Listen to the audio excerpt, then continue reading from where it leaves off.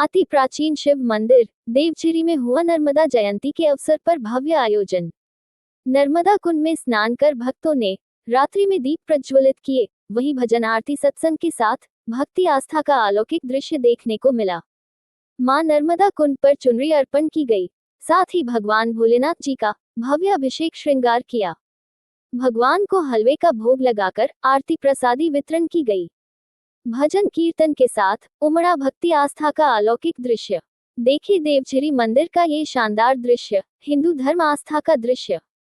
जय श्री राम। मां नर्मदा जयंती की सभी दर्शकों को बहुत बहुत शुभकामनाएं।